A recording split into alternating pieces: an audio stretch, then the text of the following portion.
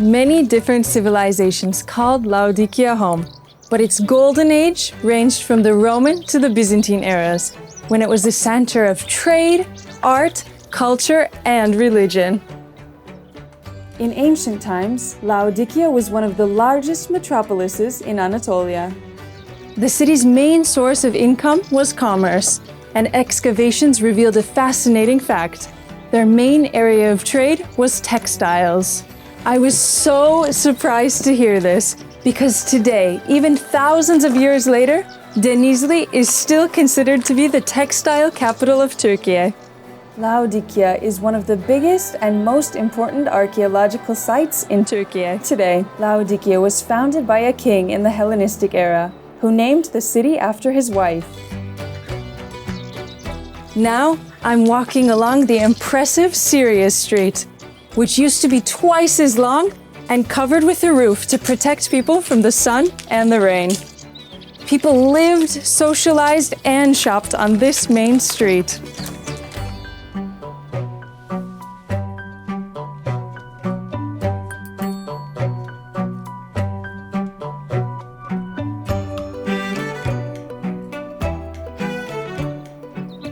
One of my favorite details is this charming board game, which is similar to backgammon. It would take an entire day to explore everything the ancient city has to offer, but we'll show you some of the highlights that make this city worth visiting.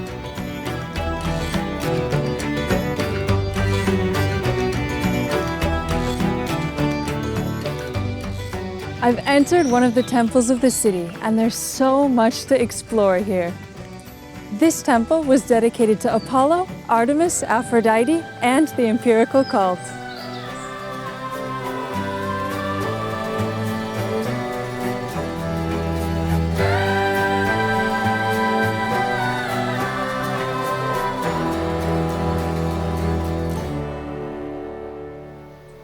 There are two symbols that represent Laodikeia, and now I'll hear all about them from the perfect person, the excavation director here, Celal Şimşek. Merhabalar. Merhaba Rikki Hanım, hoş geldiniz. Hoş bulduk, teşekkürler. Şimdi bizim tapınak çok özel ve güzel bir yapı. Aynen öyle, 1880 harika bir yer. yıllık Korint düzeninde bir yapı. Ben size geçmişle günümüz arasında iki bağlantı göstermek istiyorum. Birisi bu konsolda yer alan haşhaş. Çünkü haşhaş antik dönemde hem sağlık için kullanılıyor hem de özellikle de tohumlar yemek kültüründe önemli. Günümüzde de Türkiye'de Denizli haşhaş üretiminde ikinci sırada. Öyle Ve mi? bu da antik dönemden günümüze haşhaşın önemini koyması bakımından çok çok önemli. İkinci önemli olan husus Denizli horozu kabartmaları. Antik zamanında Evet, da var evet, mı? evet. Yani günümüzden dediğim gibi yaklaşık 1880 yıllık bu horoz kabartmaları antik dönemde burada çok seviliyordu. Ve günümüzde de Denizli halkı tarafından en çok sevilen kümes hayvanlarının başında yer alıyor.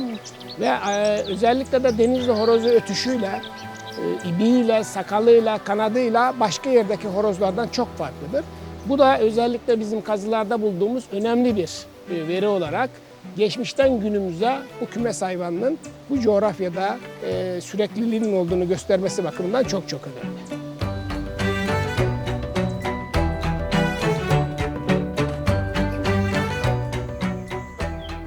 I've never seen anything like this before.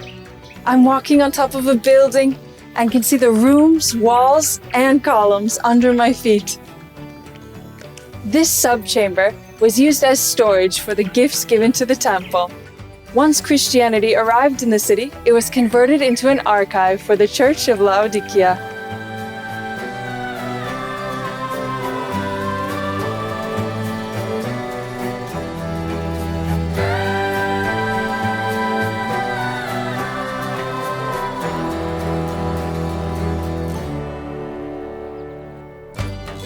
I'm so excited to be here because the Church of Laodikeia is not only one of the 7 churches of the Revelation, but one of the oldest sacred locations in the Christian world.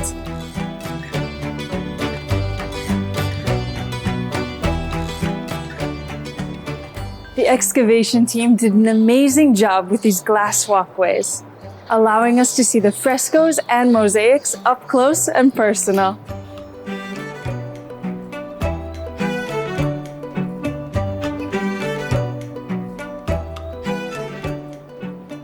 This is thought to be the world's first pulpit, which was known as an ambo in the early days of Christianity.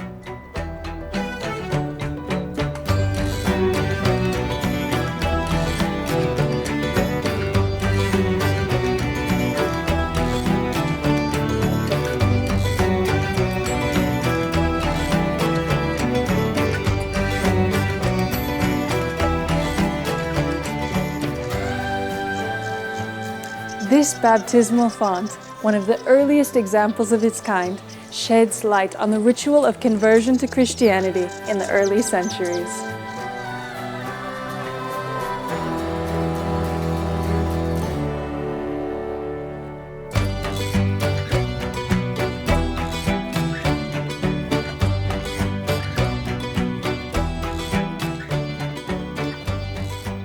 Before we leave, we have to visit one of the theaters.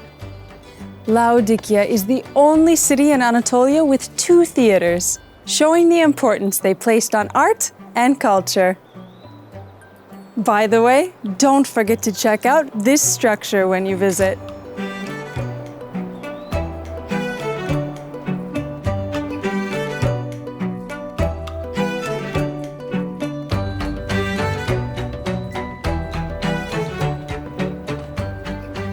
This is the sacred North Agora, which used to be covered with a roof and had 2 temples dedicated to Athena and Zeus. My favorite parts are the large pools and the incredible wall of frescoes.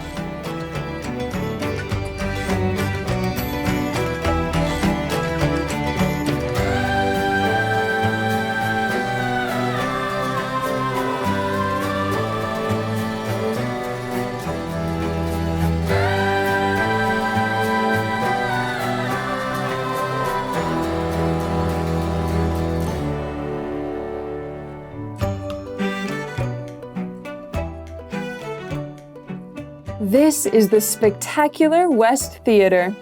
It feels absolutely huge and so deep when I look at it from this angle.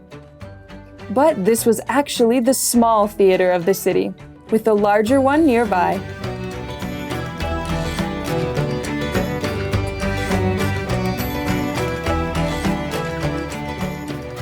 The fact that they built this theatre here was not by chance.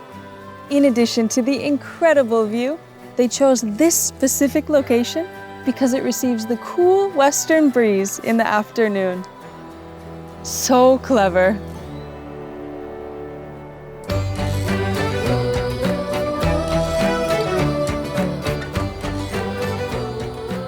We've only scratched the surface of this extraordinary ancient city, but that just means there'll be more for you to explore when you come visit.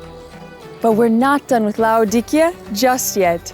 Stay tuned for a discovery of the flavors of Laodikeia and subscribe to Turkish Museums on YouTube.